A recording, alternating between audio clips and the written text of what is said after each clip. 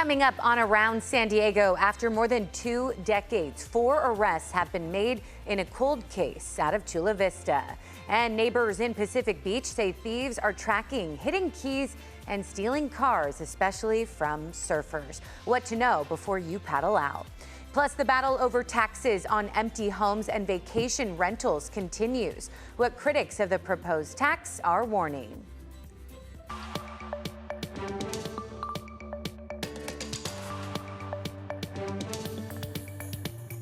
Hello to you and welcome. Thank you so much for joining us as we take you around San Diego. I'm CBS 8's Jenny Day, and I'll get you caught up on a week's worth of news, and we'll look ahead at what's to come around San Diego. So right now we are learning more about the hit and run that killed a 6-year-old boy who was on a family bike ride at the beach. Police have identified the suspect as 32-year-old Tiffany Sanchez. They say Hudson O'Laughlin was crossing an alley near Ingram Street just after lunch this past Saturday when Sanchez struck him with her Jeep. A witness says the driver briefly stopped, then sped away. Quick-thinking neighbors snapped a photo of the license plate, which police say led them to Sanchez. The crash happened just 1 block away from an elementary school in an area neighbors say is busy with children biking to and from class. This is where all the 6-year-olds bike every day. So we live in the neighborhood and we bike this all the time. My heart. So yeah, the flowers, stuffed animals there, tributes now line the site of where that crash happened, a memorial to Hudson. He was a first grader at McKinley Elementary in North Park. As for the accused driver, investigators say Sanchez was driving without a license. She is accused of vehicular manslaughter, has bailed out of jail, and will be in court this Tuesday. And right now, 2 people are under arrest accused of that double murder in Grant Hill. Police have identified the victims as Ruben Chavez and Evelyn Vergin. They say that they were found shot on 27th Street and Imperial Avenue, right in the road. Police say they arrested 25-year-old Princess Perez and her boyfriend, 21-year-old Rex Morales, after they tried to re-enter the U.S. in San Ysidro. Court records show Chavez and Perez previously had a relationship and were involved in a custody dispute over 2 children. Police say the 3 children found in that white van near the scene were not actually part of the custody dispute, and they are in protective custody. Well, an alleged high-ranking member of a Mexican drug cartel is one of 4 men accused in a Chula Vista murder back in 2004. Investigators say 21-year-old Ryan Cunningham was at La Bella's Pizza when he accidentally walked through a private baby shower. Prosecutors say he was wrongly accused of stealing someone's car keys. According to prosecutors, the cartel member ordered the 3 others to kill him. All 4 defendants will face life in prison if convicted. And we have now marked 5 years since Maya Millete vanished. Her body still never found, and her husband, Larry Millete, is getting closer and closer to facing those murder charges. Loved ones, Chula Vista City leaders, and supporters gathered recently for a prayer hike to memorialize her. Maya's sister, Mary Chris Drule, now has custody of Maya's 3 children, now ages 9, 14, and almost 16. After the hike, they sang and performed songs alongside videos of their mother, who loved music. Mary Chris says it is the first time her sister's children have really been able to see the community rally around them. Finally, it's their first time to be here. So now they finally see how the community rallies around our family, around them, and then hopefully today they see the love that the community have, given us for the last 5 years. Larry Millete was arrested and charged with Maya's murder in October of 2021. His trial is scheduled to begin in March. Well, hundreds of protests have been taking place across the country in opposition of the Trump administration's immigration enforcement tactics. Several Free America walkout protests happened here locally as well, including this one at Waterfront Park in downtown San Diego. A crowd marched around the block, leading chants and drawing supportive honks from passing drivers. Many demonstrators held signs with messages advocating to keep ICE out of communities. I think it's fantastic. It shows that when all of us collectively can come together and fight fascism, we know that it takes the masses of the people to really make change. Other walkouts were organized in National City, El Cajon, and Encinitas. Meantime, Rady Children's Hospital confirms they will no longer provide gender-affirming care after February 6th. The hospital says the political environment, threats of a federal investigation, and the possibility of losing federal funds factored into their decision. But some say the hospital acted too quickly, noting the services are still legal and that funding cut proposals have not been approved. And ongoing care with a trusted provider. And then all of a sudden that provider called you and said, I can't see you anymore, and I don't really have anybody to hand you off to. Critics of the decision say it was done without input from local organizations or the medical provider community. And San Diego Mayor Todd Gloria is defending paid parking at Balboa Park. He says making changes to the new policy now would put the park's financial future at risk. This comes as the Balboa Park Cultural Partnership calls to end paid parking. The group represents all 24 museums and cultural institutions in the park. They say attendance is already dropping dramatically just 2 weeks into the program. Paid parking is not discouraging tourists. It is discouraging San Diego residents, and it is hurting San Diego arts workers. So they have launched the website savebalboapark.org for the community to voice their opinion. Still ahead, new rules, tougher enforcement, why Oceanside police may soon seize e-bikes. Plus, she's not searching for drugs or bombs. This San Diego police dog can detect hidden electronics and help crack child exploitation cases. Welcome back to you. A debate is heating up involving San Diego's housing crisis. It centers on a proposed tax on empty second homes and vacation rentals. Supporters say it could be a real game changer for affordable housing, while opponents warn it could hurt local businesses and tourism. Giving people a fair shot, giving them a chance to stay in the homes, from not being pushed out of the homes that they live in today, because we've watched that happen. We've watched entire condo buildings that were once the homes of families be emptied out so they could be mini hotels instead. That is not good for San Diego. Well, vacation rentals have been a part of the tourism industry in San Diego for decades. This is not a new phenomenon. And vacation rentals, short-term vacation rentals, supply tens of millions of dollars in revenue to the city of San Diego. Councilman Sean Elo Rivera, who you first saw there, wants the San Diego City Council to put the tax proposal on the June ballot. The Chamber of Commerce tells us they will continue to push back. And right now, some Hillcrest businesses are filing monetary compensation claims against the city of San Diego over a construction project they say is costing them money. 2.5 years ago, the city began work to upgrade a storm drain on 5th Avenue near Pennsylvania. Parking has been eliminated and crews emit dust and noise, which businesses say prevent customers from coming in. Victoria Robertson owns a coffee shop on that block and says revenue has fallen 20 to 30%. December 1st, the city put up double fences and a K-rail that was completely blocking our storefront visibility. So even though technically people can access us from the corners, the fence stretches 2 blocks long, and it's very hard for customers to know that we're accessible and know that we're open. So they are open. The city says businesses and residents were notified and added that the project was required because of a different legal settlement after it was sued over flooding in the area. The city says the project is expected to be complete by October. Well, now to a warning for surfers who leave their keys in the car while they're in the water. People in PB say thieves are watching, and police say they found about 8 reports back to January 1st of 2025, with one being a theft from a vehicle. Currently, what happens is there'll be just a casual person acting like they're watching the ocean or watching surfers, but they're watching very closely where the surfers or beachgoers are hiding their keys. Oy vey. So yeah, police say overall reported crimes in the area have decreased over the previous year, but 2 vehicle thefts were reported on Pacific View Drive just this month.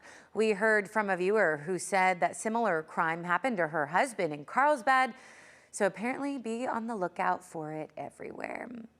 And Oceanside police will soon be able to confiscate and impound e-bikes from reckless riders. City leaders say complaints and calls for service involving e-bikes have really skyrocketed, jumping from just 69 calls in 2021 to more than 900 calls last year. Police tell us they will be targeting people who are riding recklessly, breaking the law, or racking up multiple violations. They will also be cracking down on double riding unless the bike has a second seat. We are told most riders can avoid fines by completing a safety course. Confiscated bikes will also be held at no cost and returned once cases are resolved. The new rules take effect February 28th. And the San Diego Police Department has a new canine trained to detect hidden electronics used by child predators. Phoebe is a 2.5-year-old English black lab. She can sniff out a chemical found in devices like cell phones, hard drives, and SD cards, even when they are buried underwater or hidden inside walls. Right in, found the laptop under the bed, found some things in a drawer, and then she hid out a window, and I was thinking, there's nothing, what are you looking at? And she sat, and I asked her to show me, and she jumped up, and I took a step back and looked up, and of course there was a hidden camera above the windowsill that I don't think any of us would have caught. Ooh, Phoebe, you are amazing. She was donated by the San Diego Police Foundation. Well, a $10,000 reward is still being offered to find a French bulldog in Escondido. Nova went missing from her home on January 4th when workers accidentally left a door open. An anonymous donor pledged the $10,000 for her safe return, no questions asked. Her owner says Nova was her comfort after battling a serious illness, losing her cat, and losing her father last year. This is just another loss that I just don't know if I can deal with, and I now don't have Sweet Nova to help me get through it. So I know I can't bring the human people back, but I really hope that I can get her returned safely to us as well. If you have seen this dog, you're encouraged to call that number on your screen. We also want you to know coyote mating season is underway, so we're looking at how to better protect your property and pets with more sightings now around San Diego. As coyotes prepare dens for spring pups, they are usually seen in neighborhoods searching for food. Mine too. You are urged to bring any pet food inside then and secure your trash bins.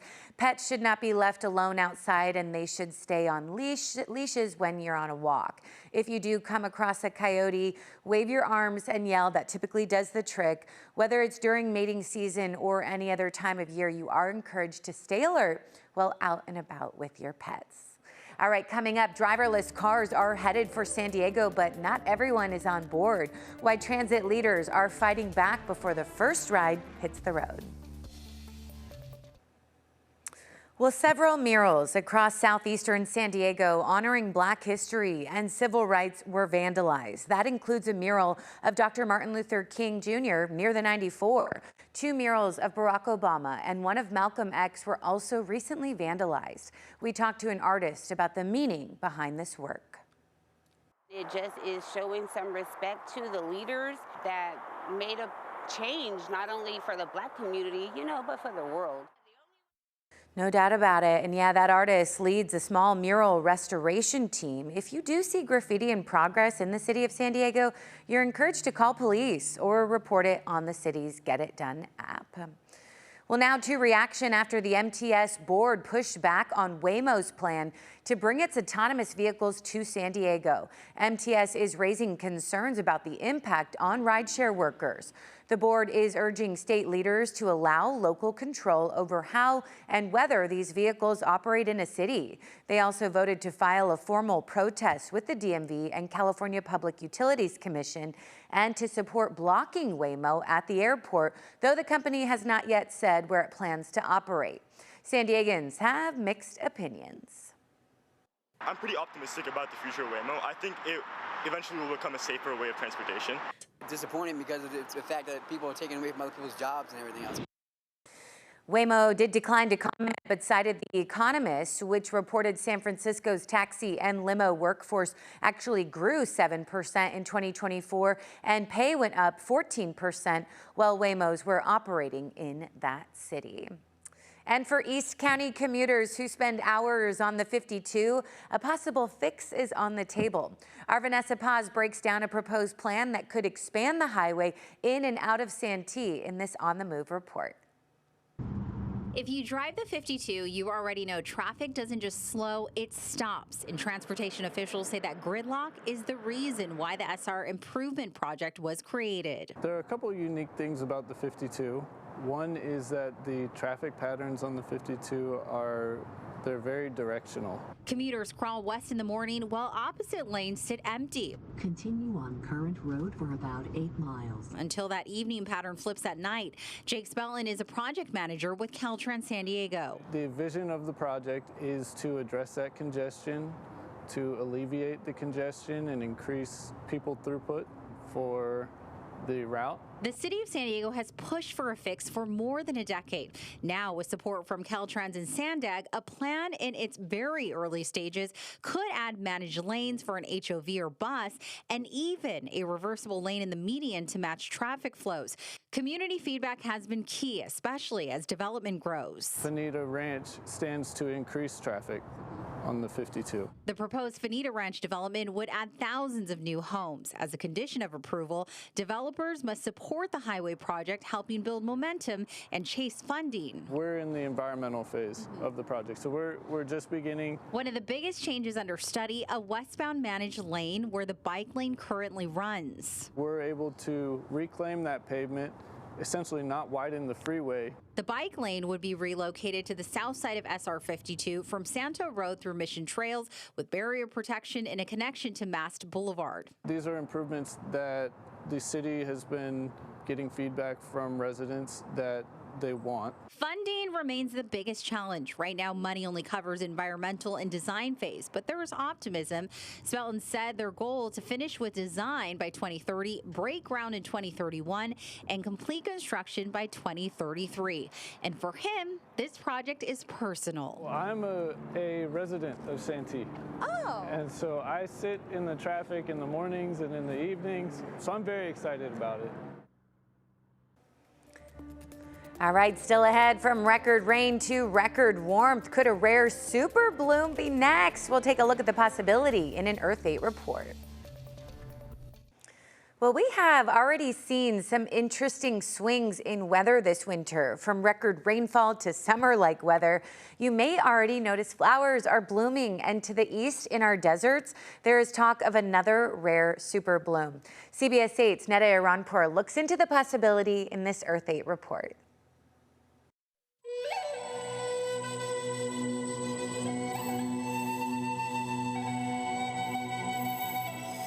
These eye-catching flowers with an array of colors create a stark contrast to the desert as we normally know it. Widespread pops of bright hues bring a sense of peace and crowds of curious nature lovers. The last time we were treated to a super bloom? In 2017 and again in 2019, when we saw a widespread takeover of beauty.